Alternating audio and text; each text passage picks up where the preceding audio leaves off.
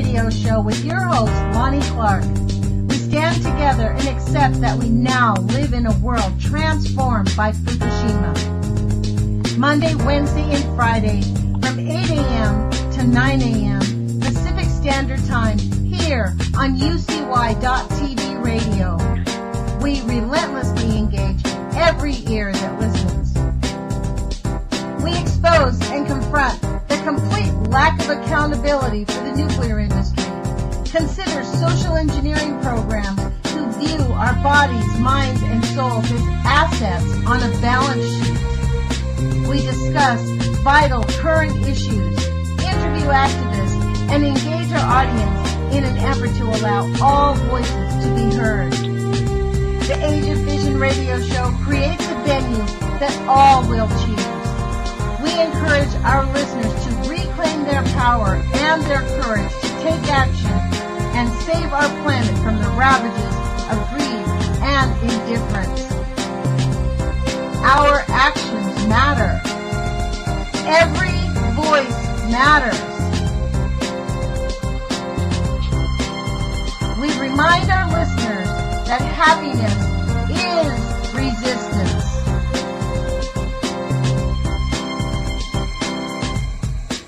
Love is greater than fear.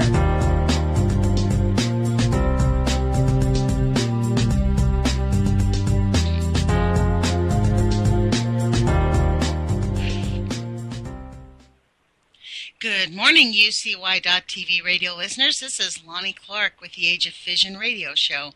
Thank you for joining us today. It is October 19th, 2016. Today is Wednesday. It's our interview day, and I had anticipated a month ago I had made an appointment to interview Ray McGovern, and we were unable to connect. So in a real quick spot, my friend Mimi Gurman has agreed to interview with me. She's an activist with No Nukes Northwest, and to be honest, she's a real activist. In fact, as we speak, she's on her way to an action. So, hi Mimi, thank you for joining us. Hey, you're welcome. Hi, everybody. Hi. So first, why don't you tell everybody what you have been engaged in, what is new on your plate? Because I know there's a lot, like right now you're involved in a Portland action, but we have an hour, so why don't you talk to us about the things that are most important for you on your heart that you've been engaged in? Well, there's a lot. In no particular order, I've been involved with farming, small farming, and feeding people. It's really important if we want to get anything done to do it ourselves and never, ever to depend on anyone else, especially governments, to help us do whatever it is that needs to be done, because we can be guaranteed that they won't. So, step one in collapse is figure out how to do things yourself. So I farm, and we feed ourselves off of our food, and I take our food to communities in Portland that are in need of organic, good food. And so that's one thing. Another thing is, of course, No Nukes Northwest is our nonprofit now, our newly designated nonprofit, where we talk nuclear issues in the Pacific Northwest primarily, and things nuclear that affect the Pacific Northwest, being Fukushima primarily, from outside the PNW. So that's been an ongoing thing for 5 years. And then the other thing that I'm involved with is Don't Shoot Portland in my town. Has been extremely active for 4 years, and we're finally making some progress, I think. Yep. Well, what is going on in Portland? It's been a while. I live in Eugene. My daughter lives in Portland. I'm not really connected to the city of Portland. It seems to me just like a regular kind of liberal little city there. What goes on there? It's a fascist city run by the mayor and the police state that the mayor is in charge of as the police commissioner. So what's going on right now is hold on. There's a police contract. The mayor is the police commissioner? Commissioner. Wow. Okay. Yeah. All right. Yeah, it's often that way. They get to choose that when they become the mayor. Any new mayor coming in has the right in our city to choose whether or not he or she wants that job. They can also designate that job to someone else, or it can be their position. Wow. So each of our city councilors has a designated few jobs, tasks. So one might be water and parks and housing. One might be, in this case, the mayor's is the police. So, so there was a police contract that wasn't due for renewal until June of next year. And this mayor is he's a lame duck mayor. He chose not to run again for his second term because he hates the job, because he sucks at the job. And it's a truism. He's a truly terrible, terrible mayor. He's corporate. I didn't vote for him. I can't believe anybody voted for him, but apparently they did. So what he's done is, because he's going to be out in less than a month, he chose to force and rush the new police contract, which again wasn't up until next June, for the new mayor to contend with. So he rushed this new contract in, which has a multitude of very, very bad gains for the police union against the people of Portland. And because he rushed it in, because he refused to hear testimony or abide by the testimony from the public that was given, and then refused to hear future testimony, which he was supposed to have done last week and the week before, following which, after refusing to hear testimony, he tear gassed us, the people, and arrested us, the people, for wanting to take our right to testify against this rushed contract. We are going back today to City Hall. Me personally, I'm going back today to try to get him to not be able to sit in his seat today as the mayor. I would like to try to block him from doing that. So that's why during the show today I'm going to have to get in my car and head over there, because I need to both sign up for testimony plus be there before the mayor gets in the building to try to block him from getting in. So, so you're in the meantime, what happened was the contract... Mimi, you plan on physically standing in front of him? Yeah. Wow, okay. That's an interesting tactic. Do you plan on getting arrested? We'll see what happens. Wow. Okay. I never, I shouldn't say that. I have planned on being arrested in the past. I'm not planning on it today. I'm trying to just, really, I would like to block him from getting to his seat. I would like to let him know that he's no longer welcome to his seat as the mayor. What happened this past weekend, after the contract did get passed, it got passed in a private room with no one in there other than the city commissioners and the police union, who also wrote the policy that's inside the contract, which we haven't even gotten to yet. There was a big protest outside of the mayor's house. There were about 20-some tents that went up right outside his house, demanding that the mayor come out and talk to people who still wanted to testify, but who got tear gassed instead last Thursday. And the mayor didn't come out of his house. What he did do was he fled.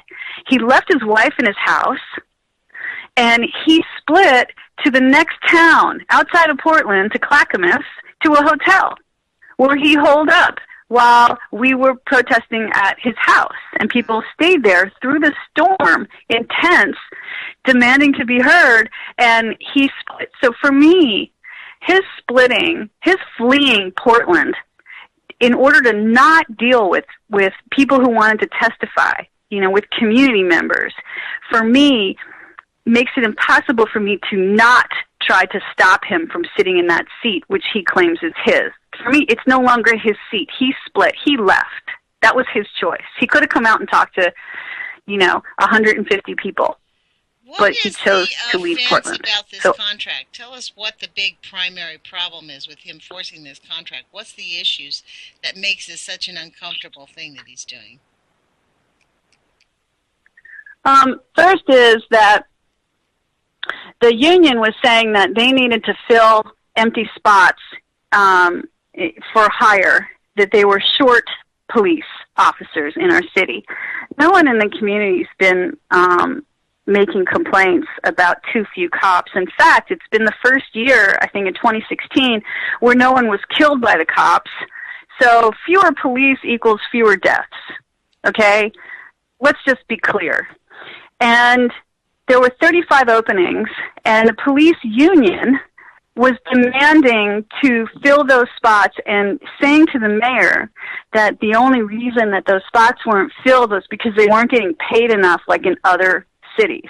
Other cities are also much larger than Portland. Portland is still a town, though it's a very, very big town at this point, which is why I want to leave. I want a village. I don't want a city. So anyway, they decided that they were going to press the mayor to fill these spots by giving them a raise. And part of that raise was going to be used for military gear. As if they don't have enough military gear, which we have been. Yeah. You mean they're going to give the cops military gear that's part of their compensation? Giving them military gear? So they get that. Sorry? That just doesn't make sense. That's that's completely insane. Like, in order to give the police... Well, it does. It does make sense in a... It does make sense in a fascist regime, right? In a fascist regime, your whole goal as the government is to keep yourself protected, yourself meaning in this case the mayor, by creating the people who work right under you, the police, to be as fully armed as possible against us, the community. So that's what they're doing, but that's not even the bulk of the problem. So the police won that. They won everything. They won that. They got their raise. They're going out to recruit more people. And in the process of recruiting more people, they also get to bring people in who have retired off the police force, because now they get more money than what they had when they were a cop. So they get an automatic raise coming back into the police force if they want to do that. It's a $2,000 raise for them. It's a $2,000 bonus plus the raise that is just, part of the contract. Everybody gets more money. So they get a $2,000 bonus for coming back in and retraining, and then once they're retrained, they get another $2,000 bonus. So each officer who comes in gets $4,000 as a bonus on top of the raise that the police department received as well. Okay? So now there's that. They also don't get to get checked.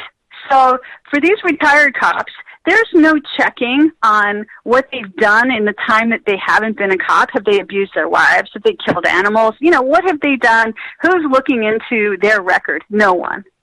So the public is completely left out of every process that's gone down for this contract, including who's coming in to be these new police officers.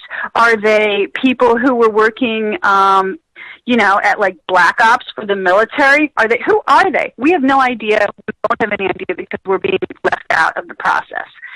So those are things that are heinous enough.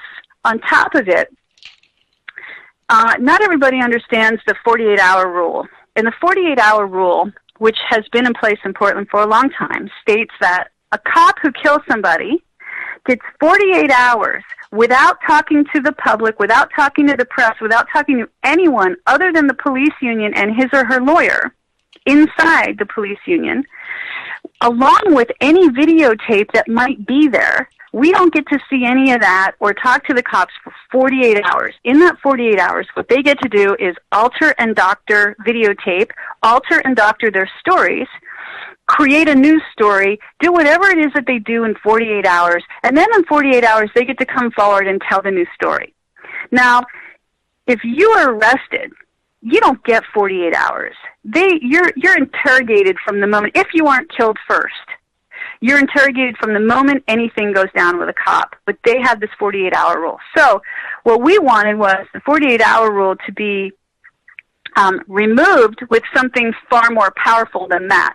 Well, what the mayor did was he told them, the police union, that the 48-hour rule has to be somewhere. We have to deal with the 48-hour rule. The cops said no. So if the 48-hour rule is on this, then they're not even going to negotiate. So the mayor, the coward that he is, said fine. So now what's happening is the 48-hour rule has been dismissed completely with nothing, absolutely nothing in its place. So now, let's say that a cop has a video on him or her body during an arrest. Let's just say they do. And let's say that video is turned on. And let's say that video is actually filming what it's supposed to be filming. Okay? I doubt any of this really happens anyway. But let's just say all of those things happen. That video, once that cop shoots somebody, comes back into the police station with that cop who just killed somebody, and we have no timeline. We have no agreement that we ever get to see that video or when we get to talk to a cop. There's nothing in there anymore about when we get to deal with the cop that killed somebody. So that's now, this contract is now done. It's completed. It's signed. And right after it was signed, the mayor ordered the police to fire tear gas on protesters in City Hall and outside City Hall right after that contract was signed. That's what went down this past week. The mayor ordered this? The tear gas? Yes, the mayor is the police boss. So, yes. Yeah, I get it. Okay, now I see why this position. This is an interesting reflection of the militarization of the United States Police Department. I mean, I read an article recently. It was in it's called the Off Guardian. I don't know if it's part of the Guardian, but it was stating that the United States between 2006 and 2014, they have spent 67 federal agencies have spent 1.48 billion with a B, folks, stockpiling guns, ammunition, and military-style equipment. So what is it they're doing here? Like, why do our police forces need to spend $1.5 billion while our children go without food and our schools are falling apart and our roads are falling apart and we don't have jobs? Look at how many of our veterans are unemployed. Wow. Mhm. So I mean, my hat's off to you, Mimi, for so what happened? Oh, let me just say, this isn't me, okay? I am. This is the power behind these efforts, the power behind these protests, and the energy that is moving all of this forward is not me. The energy behind all of this to make right of all of this, to bring attention to all of this, to the world internationally, is Teresa Rayford and Don't Shoot Portland. The black community in Portland is coming together. It's becoming more and more cohesive here, as well as friends of the black community and part of the black community coming together to fight these wrongs in whatever way we can. Sometimes we don't win. In fact, maybe we never win. But like you've said in the past, Lonnie, many times, you're going to die trying. Well, that's what we're doing here. We're just moving forward to try to make right of this. And I just want to clear that it's not me. I'm just participating, I get it, that you're engaged in the process, but I would coach you on this one. I would have a pinch and eliminate the word try from your vocabulary. Whenever anybody says it, I cannot pass that by. I hate that word. It allows failure. We are putting our best effort to succeed, period. And we may not succeed the first time, but we will be diligent and we will continue until we can't do it anymore. But I really refuse to say I'm ever trying to do anything. Like, that's one of my picky things. I guess the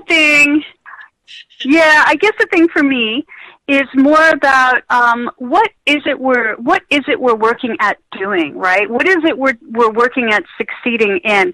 Sometimes it's creating, it's trying to block the contract. Well, we didn't. Maybe in the future there's a way for us to, by continuing this, to undo that contract. I don't know. I think a contract is a contract and it's not going to be undone, which is the most unfortunate part about the mayor's rushing this through. But the thing is, too, what are we succeeding in? If not anything else, we are exposing yet again, on yet another day, the new fascist state of the world. And it's everywhere. Every single government, except maybe one. Iceland. I don't know about Sweden's government. Yeah, Iceland, right? Iceland, yeah. So yes. I think that we just, at this point, expose what's happening as we go down. You know, and for whatever reasons, it's because for me, we're alive, and we, you know, for me, I want to protect my friends as much as I can, as well as much as I want to feed them, you know, and I can't sit by while this kind of fascistic state, you know, goes down in my town that I chose to live in. Yeah. And the cops have 48 right. to figure out the story. You know, this article says that I mean, honestly, it would just be white privilege. You know, it would just be white privilege to be able to just sit back and say, yeah, well, you know, I'm not, it sucks, but I'm not going to do anything about it. Yeah, I'm not, it doesn't affect me. It does affect all of us, and it is, well, you know, we do have white privilege, no matter what, whether we act or not, we still are a recipient. Well, for sure. Right. That's another conversation. True that. Mm-hmm. So with this whole militarization, it's not just the police departments. This article says it's the Food and Drug Administration, the Small Business Administration, the Smithsonian Institution, Social Security Administration, National Oceanographic and Atmospheric Administration, the United States Mint, the Department of Education, Bureau of Engraving and Printing, National Institute and Technology, and many, many other agencies purchase guns, ammo, and equipment. For example, the EPA spent $3.1 million on militarized equipment. The EPA. You want to tell us? The EPA. Well, they turn off their monitors so that we don't know what's going on with radiation. Wow. This is an assault on the people of really the planet. It's really, this is why it's important for us to take action. So you plan on going down there and stopping this mayor from getting into his seat, essentially, making it. Yeah. I know. If not anything else, I don't know if I'll be arrested today. There's a possibility. If I'm not, I'm sure I'm going to get thrown out of City Hall because I just can't be quiet today. It's just not my day to be quiet. Well, it's never my day to be quiet. Well, that's actually awesome. I think that's really great. We have about a half an hour, 20 minutes left. Why don't you tell us what's going on with No Nukes Northwest? Because right before we got on the air, you shared with us some things that's really exciting. Yeah, I'd love to. I got a call this morning from Chuck McCune, who is the owner. Well, actually, he's not. He's a part owner in a co-op called SolarWorks in New Mexico. And the coolest thing about SolarWorks is that it is a co-op. This is a company that makes solar panels for the people rather than for the corporations. And he and his anarchist crew have been working at devising ways to buy powerful solar modules for us to use for a price that is affordable, again, for us the people. So he called me today and he said he has an offer that they've come up with. He would like to support No Nukes Northwest. His company would like to support No Nukes Northwest by trying to figure out a way for us to receive solar panels.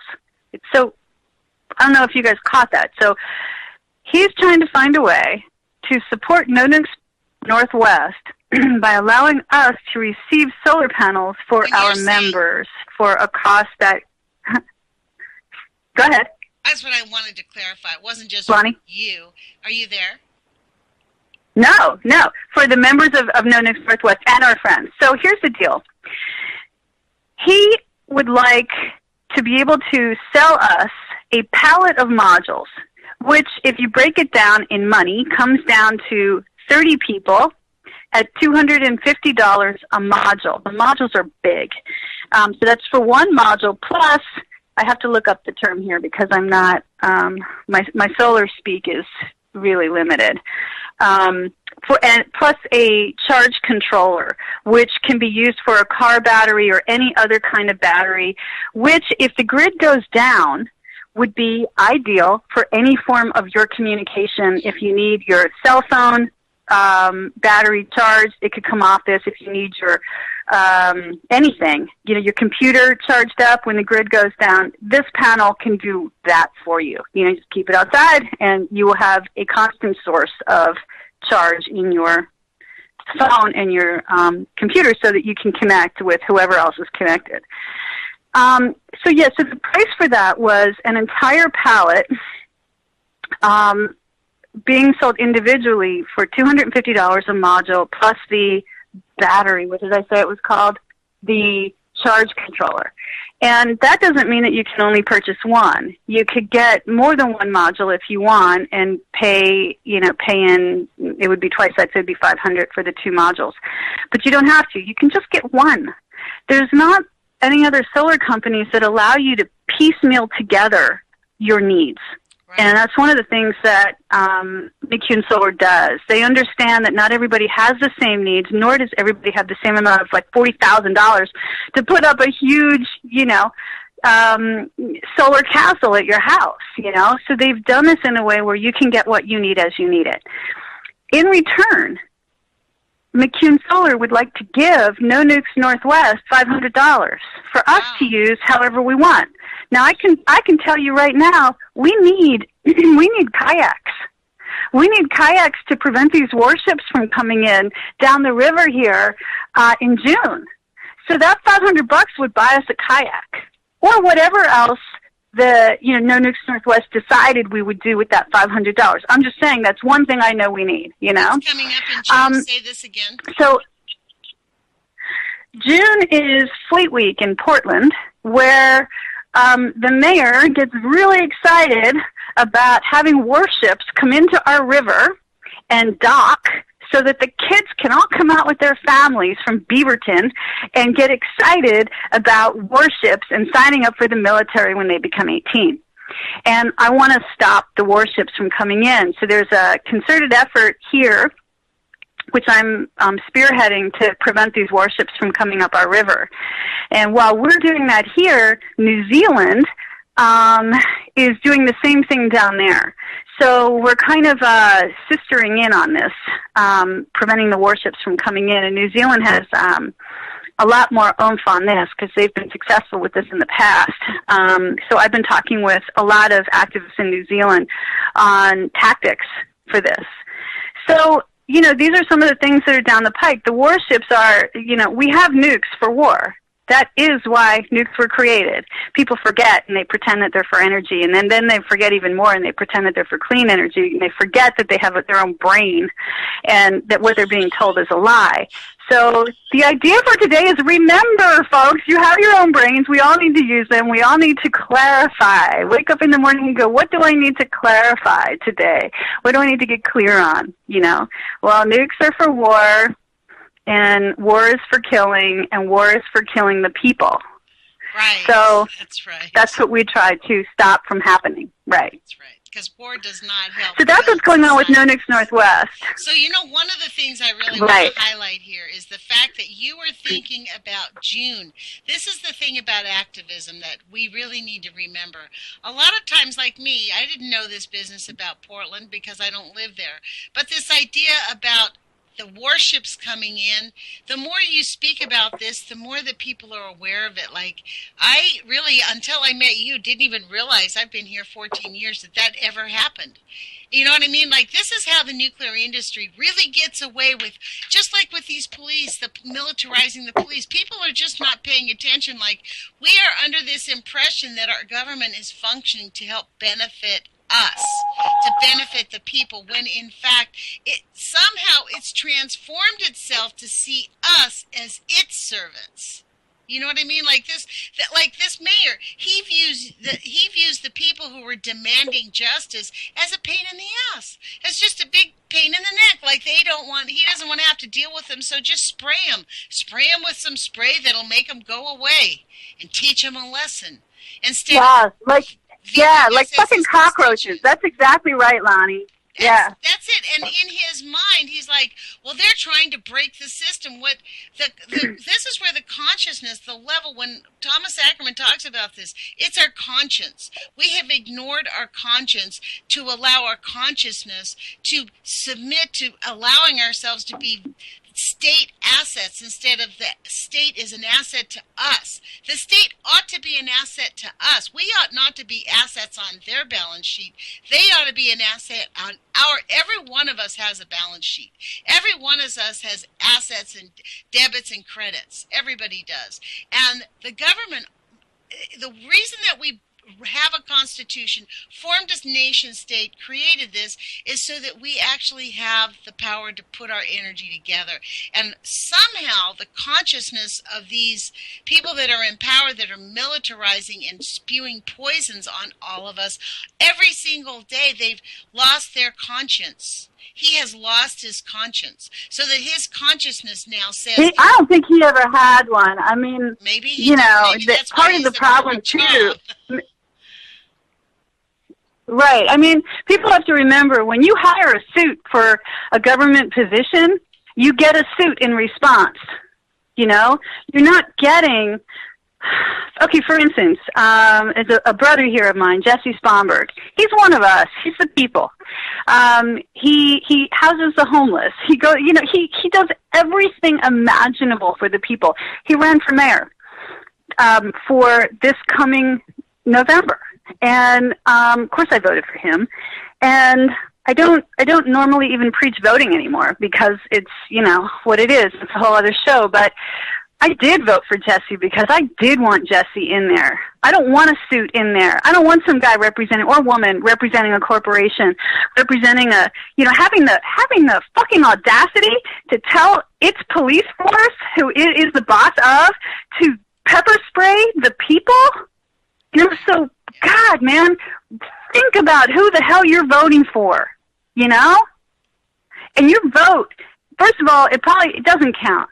But if it did count, oh man, I can't even go on. I'm too riled up. The voting thing really gets to me, man. This is the thing. I've been studying my Latin American studies, and we're studying about how in Mexico the PRI had complete control for almost 70, 80 years. And how did they do it? Because the oppositional parties felt like they had no power, so nobody really ever got behind them. Until things got so bad that people started going, you know what, we've got to actually do something else. So, and ironically, the PRI they had one party, they had one 6-year tenure with another party, and it was such a disaster because the system had evolved around the PRI so that nothing got done. The corruption was so bad. All those non-PRI guys, once they got in, everybody looked at them like, it's kind of like what the Democrats do. I was reading it thinking, this is exactly what the Democrats and Republicans do in this country. If anybody outside of the two-party system gets in, it's impossible to get anything done. And so then you lose your power, and this is how they control the state power. However, it's kind of like one of those things. How do we wrestle back our liberties? Because our liberties have literally been taken away. I mean, even this conversation we know is being spied on right now. There's a bill going through the House that is attempting to revoke the authority of the government to spy on everybody. Now, good that it's in there, but what they ought to do is revoke the Unpatriot Act. That would unseat the whole shebang. Just revoke the Unpatriot Act, because then we wouldn't have the NDAA, the militarization of the police would be illegal. There's a lot of things that would happen. Just that one fell swoop. Will that ever get, just like the Price-Anderson Act, will that ever get there? So I applaud you for taking action, Mimi, because it does matter at the local level. It matters, and it does matter who you vote for at the local level. I really believe that still locally they can't. You know what, Lonnie? It's true, man. It is. If you're at the local level, it's a whole different thing. I mean, it is a different thing because, first of all, it's all temporary, right? I mean, if you're coming from where I'm coming from personally, and my views on collapse and climate, I know how temporary all this is, but the fact is we're still here, and on a local level, if I and my friends can help prevent one human being here in Portland from being killed, then, man, what a success that is, Exactly. And so every drop it is. It's all about the local level. Yeah. It's true. And the reason it matters, at least while the ship goes down, The same reason that they had had 20 tents in their backyard because people know where they live. That's why it matters locally. They're not going to do these horrible things because people know where you live. This is why I encourage the people of St. Louis to just go park themselves on the governor's doorstep. Like, they won't do it. They're they think that's completely rude and, too radical. If I was living in St. Louis, I'd have a tent built right now. Like, I'd be living on the governor's doorstep right now. I mean, it's so outrageous, but and that's why I applaud you for taking action. So you are planning on going down there. So let me just sum this up. I'm kind of nervous because you have to get going. So you're taking... No, I'm going to be with you while I'm going. Oh, great. Oh, not really. Well, she was going to be with us. Let me see if I can call her back because she was saying, I'm going to be with you. So let me give her an old ringy-dingy again. Let me call her back. Hold on. This is the music, folks, so hold on. I was trying to sum up everything that she's doing, mostly because she personifies what it takes to be an American, not just an activist. This is what Americans do. As Americans, we have a constitution. I have a little constitution on my desk. And this is why we're doing it, for we the people of the United States. Thanks for calling me back. Hey, yeah, no problem. Right, is I was telling them that the reason I was summing this up is this is what it takes. This is exactly what it takes between all of us. Is we need to get... all of us need to take action at whatever level we can. And even though, yes, you may not get the actions or the net result that you want, just the fact that you're kind of poking them in the head, you know what I mean? Like, we may not win the fight, but I don't think we should let them sleep well at night. Hey, that's a poem, isn't it? Like, they don't have the right to sleep peacefully while they're harming the people. And that's the issue for me. This is why, I follow the EPA on Twitter, and I make comments to Gina McCarthy all the time. I'm just not going to let her get away with, oh, we did something really, really great. No, you haven't. You have done nothing about the one thing that is killing our planet, and that is new radioactive waste that is just encircling our planet and harming every living being as we speak 24 hours a day. So it's just an outrage, and and speaking of elections, it's so ironic that there is no conversation about nuclear waste at all. They talk about green energy, but they never talk about nuclear waste. So nope. So, Mimi, we are going to have you back as we get more on this project for No Nukes Northwest. We're going to get clear on a lot of the answers. How much energy does it provide? How big is it? How do you put it in? How easy it is to install? So I'm hoping you can come back with us and share that information with us.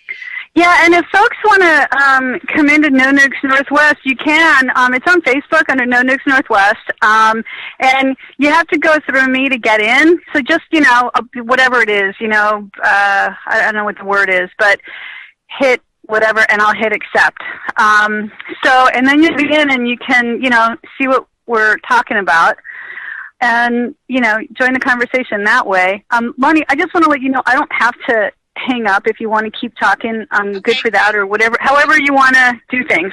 No, definitely. I would love to really complete this because cool. I'm on my way now to City Hall while I talk to you. You are? Do you have your phone or do you have your headsets in?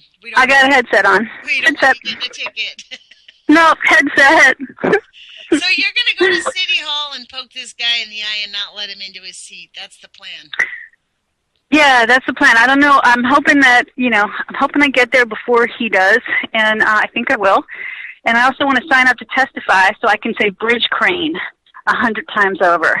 And for folks who don't, I'd like to explain to people what bridge crane is. Please do. If you actually look up hashtag bridge crane, you'll see a lot of videos and a lot of articles. This one done last week. So 2 weeks ago, we were supposed to be able to talk and testify against the police union and against this contract. And the mayor didn't let us. He shut down all talks that day, all of it. He just shut it down and left. Again, he fled. So and he shut down the entire city council. So we couldn't testify against the police contract because of that. So we were like, fuck you, we get the right to do this. So we went back.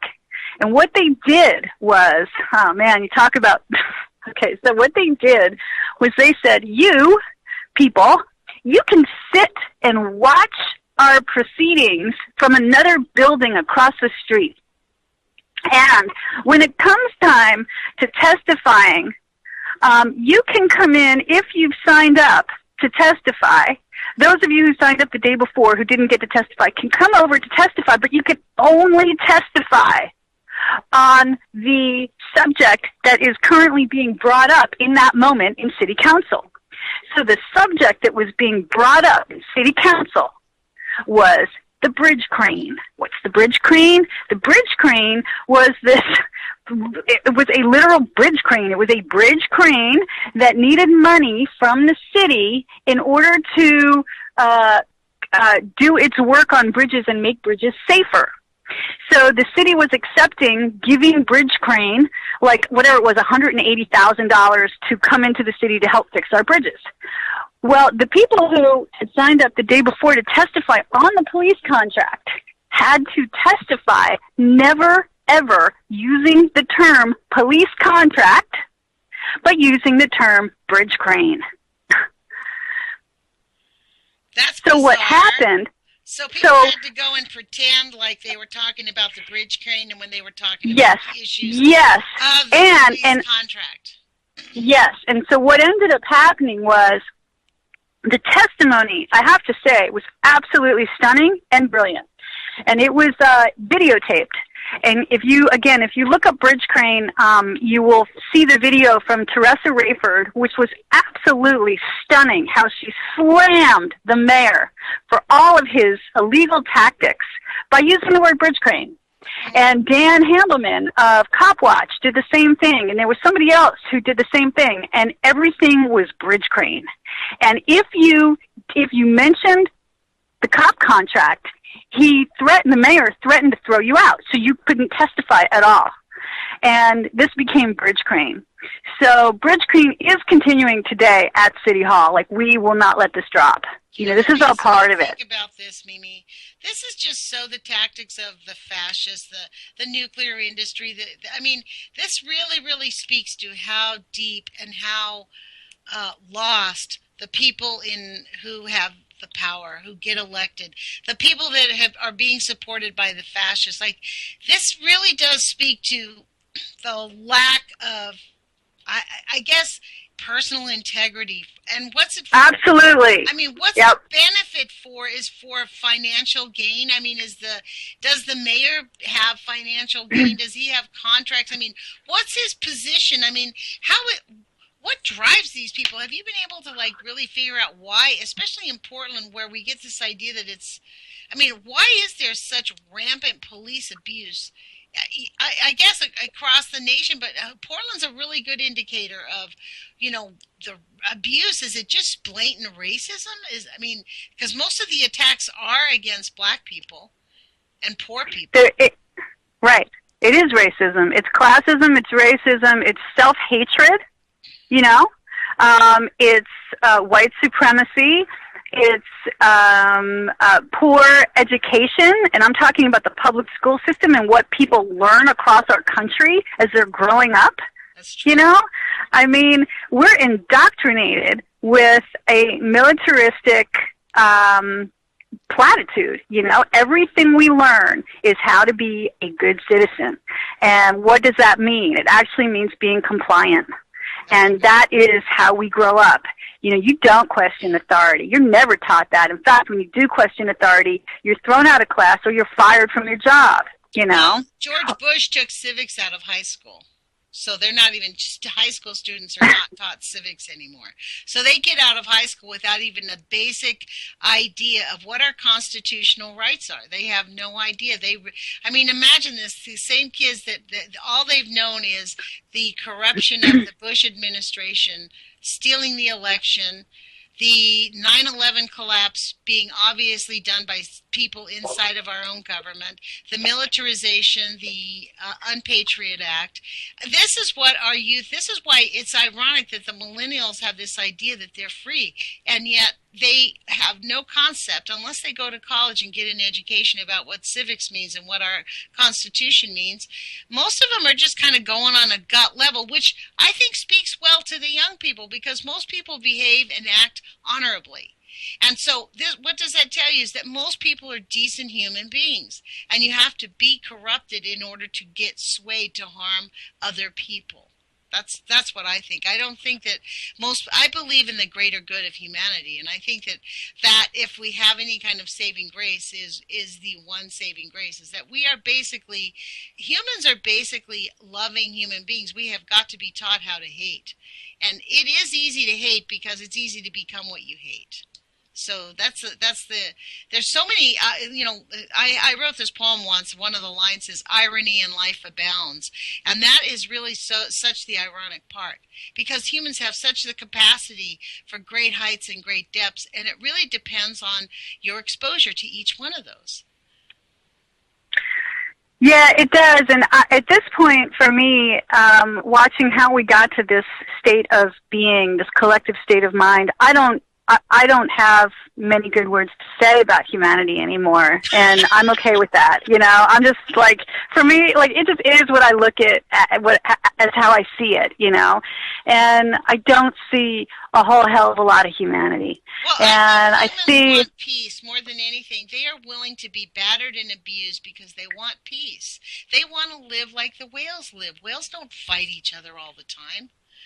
Whales live in harmony with their pods. They move around, but you don't see big warring factions of whales in the ocean.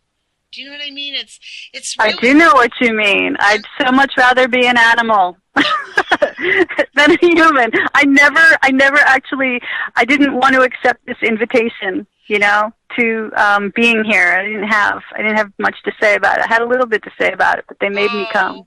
Yeah, you had. I think I personally believe we pick our parents, we pick our lives. So that's another whole conversation about spirituality. But so you were headed out to Portland, and the goal of this is to prevent the mayor from getting into his seat. Now, these laws have already been passed. Is there any net result that you could get out of these actions other than just annoying him? Well, he's going to be out of office in weeks, so he's certainly not going to give up before just, sitting out a few more weeks. I wouldn't be surprised if he doesn't show up today. Like, that's actually what I think might happen, is he's not going to show up. Because why should he? Why? He doesn't need to. He's fled twice already. He's fled 3 times already. He fled by not allowing testimony, so he left the city council, shut that down. He fled by making us, sit in a separate building before testifying on bridge crane. So one at a time people could come in and give this just ridiculous testimony, anti-cop testimony, using the word bridge crane, because it was a game to this guy. Then he fled again after having the cops hurt everybody on the street, with tear gas. So, and then he fled again when the people showed up at his house, and he left his wife behind, to deal with it. And he fled to another town. So, for me, it'll be interesting to see if he shows up. I don't think he's gonna. Well, after he leaves office, is there any way to get any of these injustices rectified? Is there a path to? It's unclear. It's unclear. And since I'm not a lawyer, I don't even want to speculate. I hope it can be undone. I don't think that Ted Wheeler is the first thing, he's the new mayor. I don't think he's going to come in and let the first thing he does on his agenda be undoing what this mayor has done. I can't see that, because it's just going to bring a contentious vibe among straight thinkers, straight white thinkers, or I should say non-thinkers, straight suburbanites in Portland and yuppies, to not be on his side, because of course the side is, if you're black, you're wrong, and if you fight wrong, you're wrong. So everything else is right, So he's not going to come in here and flip the table on himself in order to do that. Plus, we don't know what job he's going to take. If he's going to take the police chief thing or if he's commissioner thing or if he's going to give that to someone else. But even if he did, the contract is still signed. Right. So that's going to require some heavy law by probably the Department of Justice, who has been looking into Portland's police system for years now, to which Mayor Hales, this current mayor, said, fuck you. And he told the DOJ, fuck off, you can't come in here and tell us what to do. And they were like, we're the DOJ. And he said, we're a city. We're part of the state. You can't come in here and do that. And that was his response to the DOJ coming in 2 years ago and saying, we have you in our line of vision. And of course, the ironic part is, so what? So the DOJ says that and does nothing, right? Yeah, back to really, the government is not going to do anything for you. Ever. Exactly right. Ever. Except kill you. Well, especially now, because it's really, I mean, I know a lot of us have this really deep foreboding about what's going to happen after the election. And something is going to happen, and it's not going to be pleasant. I mean, that's the issue, is that we know, we can see it coming. It's on its way. But what I encourage people to do is pay attention in your own city councils, because the reason they get away with these things is because nobody's looking. And the reason that they're having any type of conflict at all is because there are activists in Portland who are paying attention, who are just saying, you know what, we are going to stick up for humanity, and frankly, we're going to stick up for our Constitution, because this is really the fascism inches its way in. We have a Constitution that has been inked away little by little. Right now, we have what is not even an election, it's a selection. When people, to me, refer to Hillary Clinton as a candidate, I get infuriated, because she's not a candidate. She's an election fraudster. She stole the election, knowingly stole the election. And we know that she's going to win the election. That is not free and fair elections. A democracy is when you have free and fair elections. And by no means do we have that in our country. However, at the local level, they're not concerned enough at the local levels, because just like this mayor, he's taking orders from someone to militarize the police. And the police officers who get trained are taking orders to view us as the enemy, to view us as we need to comply to them. This is one of my big complaints about the police these days. They want us to give them military-style respect. If you don't treat them with military like they're our freaking drill sergeant, if we don't talk to them with complete respect, they feel they have the authority to abuse us. And that is the wrong-headedness of how everything is going. And I think the whole goal of your action, Mimi, really more than anything, is just to, poke a pin in the balloon. Because really they're overinflated. They will collapse on their own self.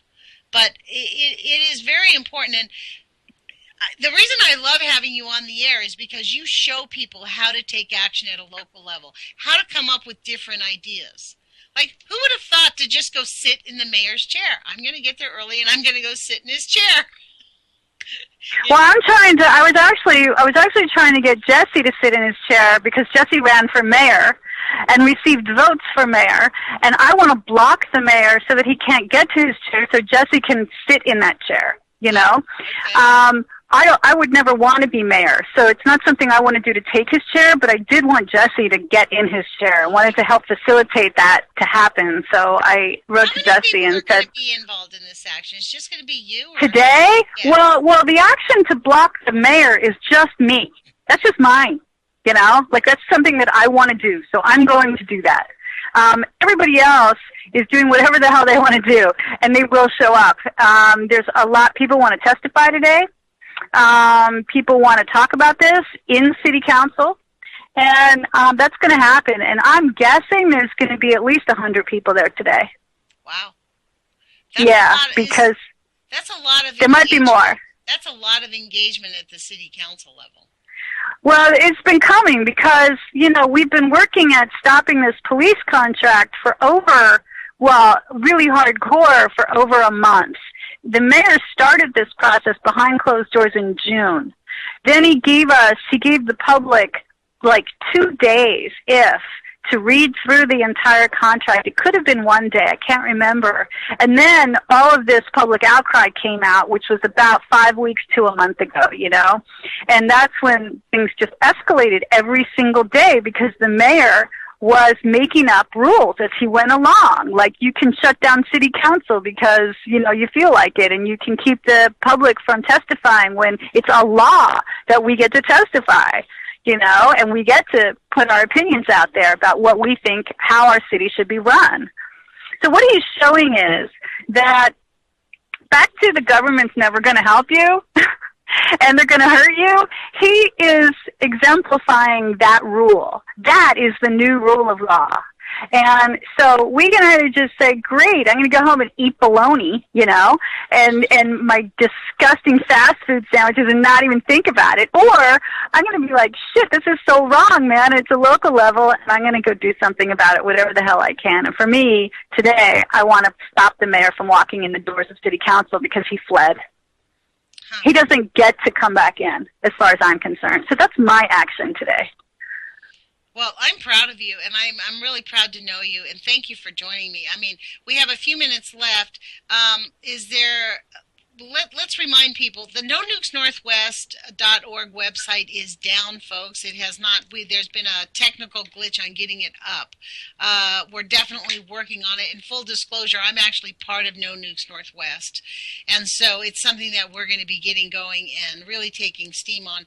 The organization is still very much alive, so this idea about engaging these solar panels is still something that we can do. If you want to contribute to No Nukes Northwest, you can go to our PayPal site, make a contribution. And while I'm asking for contributions, I would actually suggest that if you can also contribute to UCY.tv, because this show is run on contributions and it does make a huge difference. So you can go to the website there at UCY.tv and make a contribution there also. So we have just a few minutes left. Mimi, is there anything you wanted to say or end with?